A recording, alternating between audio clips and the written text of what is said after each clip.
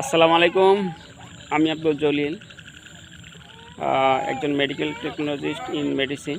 Learning TV থেকে সবাইকে শুভেচ্ছা এবং স্বাগতম। আজকে আমি কোরবানির গোশত সম্বন্ধে কথা বলবো। ইনশাআল্লাহ আপনাদের ঘরে সবার কোরবানির গোশত থাকবে, আপনারা হিউজ পরিবার খাবেন, তাতে তো কোনো বাধা নাই, নিষেধও নাই। কিন্তু সুস্থ রাখতে চাইলে, দেহ সুস্থ রাখতে চাইলে আপনারা খাবারের পাশাপাশি অবশ্যই শাকসবজি রাখবেন এবং তার পাশাপাশি শশা রাখবেন, যে আঁশ জাতীয় খাবার, লেবু রাখবেন এবং অল্প পরিমাণ খাবেন। কেন অল্প পরিমাণ খাবেন? কারণ হাই প্রোটিন, এর মধ্যে অবশ্যই বেশি বেশি চর্বি থাকে। এই চর্বি দেহে জমা হবে, রক্তে জমা হবে, কোলেস্টেরল হবে, বেশি পরিমাণ কোলেস্টেরল হবে, এতে হাইপারটেনশন হবে, হার্টের সমস্যা হবে, লিভারের সমস্যা হবে। এ থেকে রক্ষা পাওয়ার জন্য আপনারা অল্প পরিমাণ খাবেন।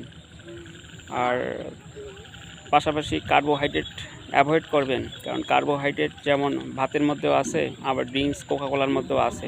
ভাত অল্প পরিমাণ খাবেন এবং কোকাকোলা, তারপরে আরসি, পেপসি ইত্যাদি খাবেন না।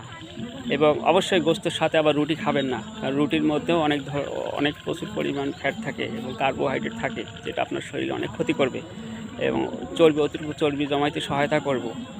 এবং ডাইজেস্টিভ পেট, এই পেটকে অনেক পরিশ্রম করতে হয় আমিষকে ভাঙতে, চর্বিকে ভাঙতে। তো পেটে তো এত ধরনের শক্তি নাই, এত ধরনের ক্ষমতাও তো নাই আমাদের। তো অতএব পেট বা ডাইজেস্টিভ বা পাকস্থলীকে রেস্ট দেওয়ার জন্য, পরিপাকতন্ত্রকে রেস্ট দেওয়ার জন্য আপনারা শাকসবজি খাবেন এবং অল্প পরিমাণ খাবেন এবং সুস্থ থাকবেন। আজকে আর বেশি কথা বলবো না। যদি ভালো লাগে আমার এই কথাগুলো, তাহলে একটা লাইক, কমেন্ট, শেয়ার দিয়ে অবশ্যই জানাবেন।